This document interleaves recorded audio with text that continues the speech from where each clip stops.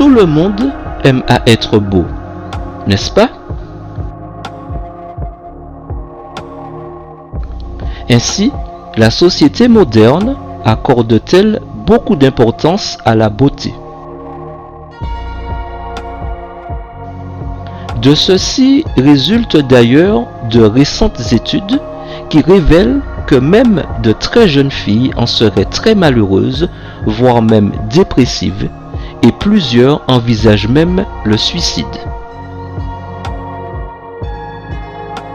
Elles ont l'impression de ne pas être à la hauteur de leur père ou de leurs idoles de la chanson ou du cinéma. Aujourd'hui, l'obsession d'être beau ou belle, ainsi que cette quête perpétuelle, ont fait en sorte que presque 10 millions de jeunes, notamment de filles, souffrent déjà de troubles alimentaires et psychologiques divers.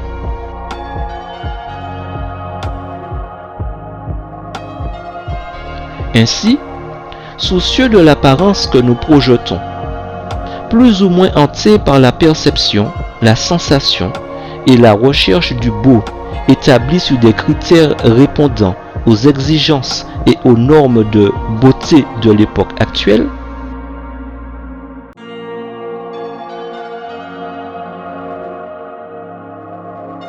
nombre d'entre nous ne saurions rester insensibles et impassibles quant aux possibilités de traitement visant à l'amélioration de l'aspect, de l'esthétique de notre corps, si la possibilité et les moyens en étaient offerts.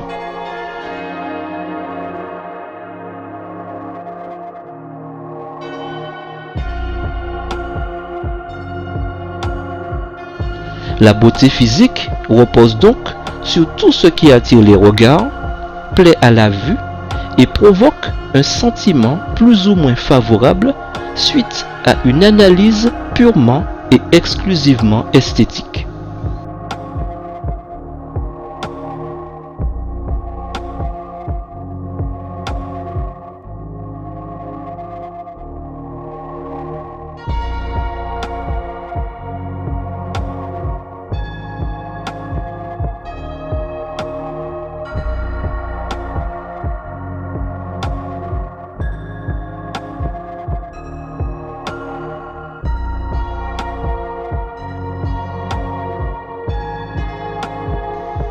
De cette même beauté résulte aussi la qualité ou la marque d'une personne estimée comme étant naturellement belle, faisant alors figure d'exception dans un monde ayant, depuis un moment déjà, tourné le dos à l'authentique et au naturel.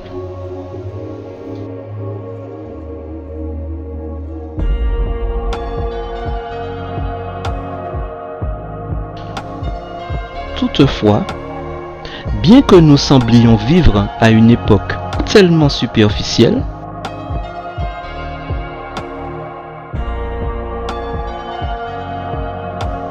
il est quand même bon de rappeler et même de souligner l'aspect moral de la beauté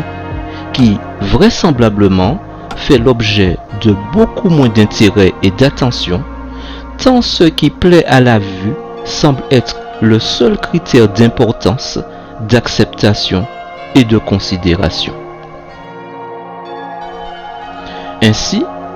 si nous n'avons pas l'avantage d'être beaux ou belles en ce bas monde,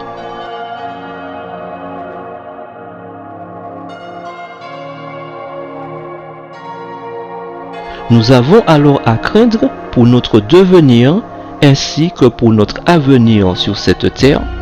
car alors, malgré tous nos efforts et nos talents, il serait très difficile, voire même impossible, d'être accepté et admis dans cet univers partial et injustement sélectif.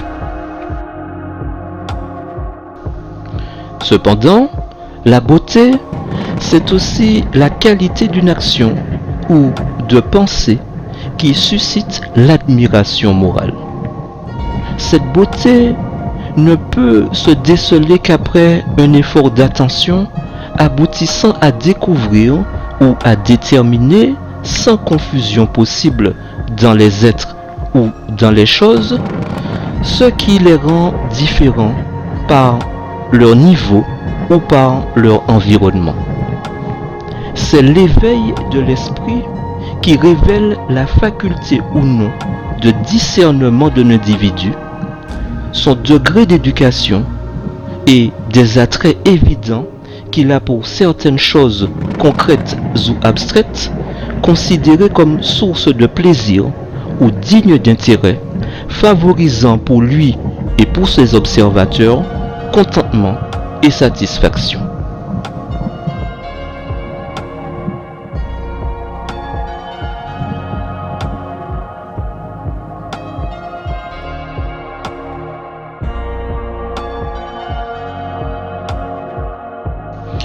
Ainsi, en ne tenant compte pour le moment que de la beauté superficielle, de l'engouement qu'elle suscite, ainsi que du commerce qui en découle, il faut reconnaître que l'industrie des cosmétiques, ainsi que celle de la bijouterie et de la joaillerie, sont de nos jours, le moins que l'on puisse dire, très florissantes. En effet, les mascaras, les rouges à lèvres, les fonds de teint et anti-cernes,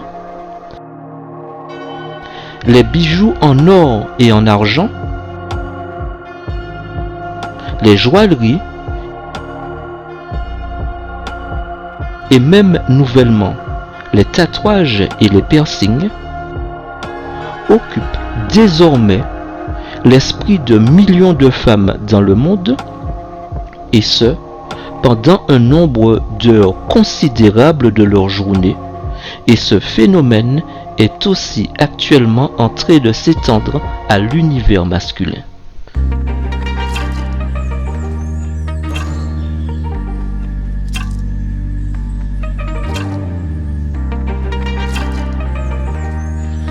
Cependant,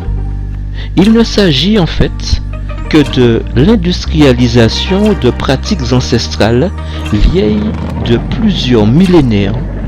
vu que les femmes, surtout, utilisaient déjà des produits de beauté et maints types de bijoux de toutes sortes bien longtemps avant notre ère, dont les mobiles et la visée surprendraient immanquablement bon nombre d'entre nous aujourd'hui au XXIe siècle.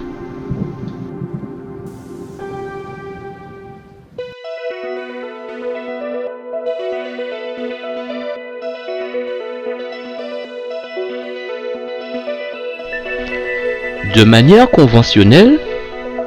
il est admis que la beauté est intimement liée à la perception de la symétrie dans les formes, dans les traits et à la santé reflétée par la peau, notamment celle du visage. C'est pourquoi le maquillage, les bijoux et les ornements divers vont jouer sur de tels paramètres pour inspirer une image positive de soi auprès de son entourage et même auprès de ceux dont nous ignorerions jusqu'à l'existence.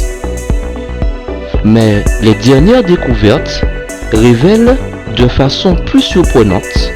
que la beauté et l'attirance plastique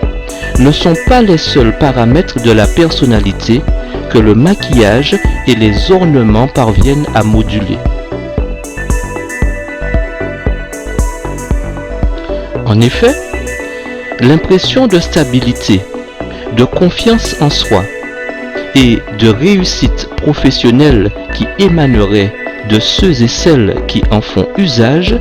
est également tributaire de ces produits. Toutefois, lorsque le maquillage et les ornements deviennent obligatoires, voire obsessionnels, surtout pour vous, mesdames, et vous aussi, jeunes demoiselles, il ne constitue alors plus du tout un moyen pour vous de vous sentir belle, mais surtout, vous le reconnaîtrez, une façon de vous cacher des autres et particulièrement de vous-même, ce qui devient alors préjudiciable non seulement pour votre amour-propre, mais aussi et surtout pour votre confiance personnelle en vous-même et en vos capacités de réussite. Dans ce sens, pour nous qui aimons à croire ou à nous affirmer être des chrétiens, il sera question, à travers cette analyse, de revérifier notre position quant à la révérence et au culte que nous présentons à Dieu, de la façon dont nous nous présentons à lui et notamment au regard que nous portons sur les ornements, le maquillage, ainsi que sur les artifices de quelque nature qu'ils soient.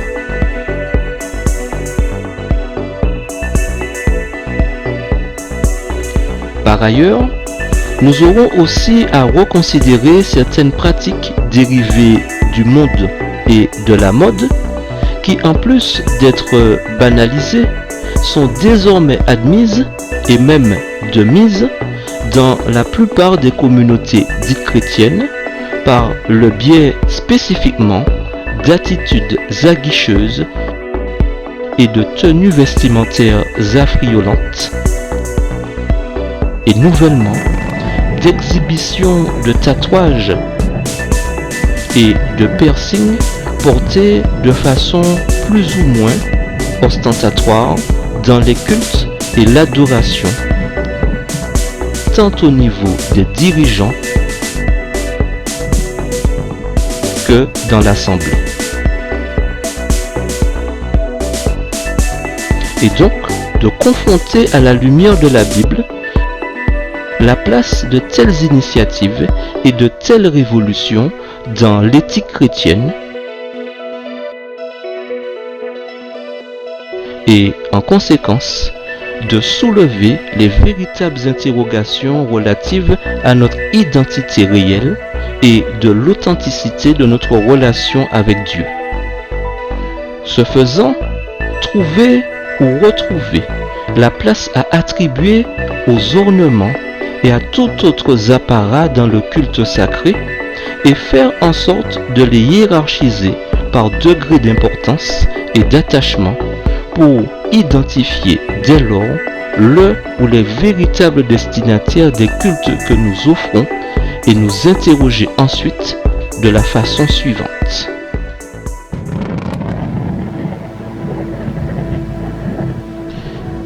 Ne chercherai-je pas plus à plaire aux hommes plutôt qu'à Dieu? N'accorderai-je pas plus d'importance à mon apparence extérieure plutôt qu'au respect des prescriptions bibliques? La considération manifeste que j'ai de mon apparence, et en l'occurrence de moi-même,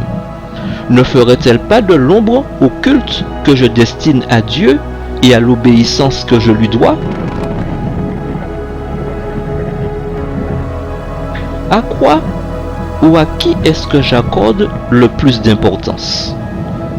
Aux bijoux, aux pierres précieuses,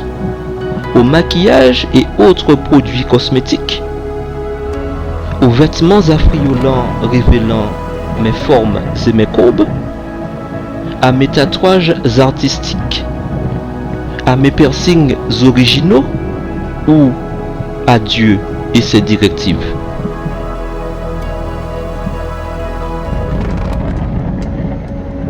La liberté que Dieu me donne et dont je dispose, me donne-t-elle aussi le droit d'ignorer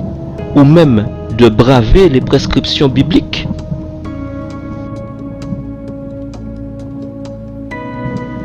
Pour répondre à ces interrogations de premier ordre,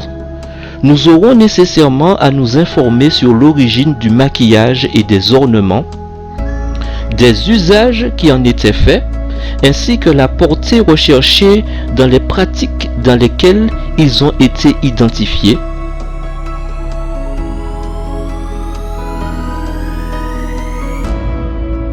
et alors de les confronter aux données bibliques pour clarifier notre perception,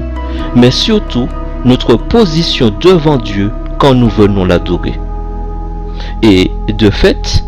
après analyse, de réévaluer notre position actuelle face à ces tendances et à ces pratiques, et enfin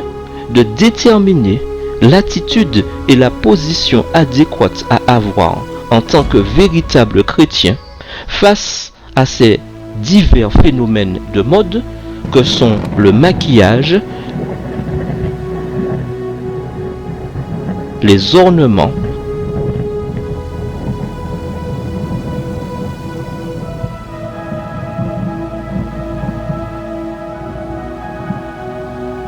les tatouages et finalement les piercings.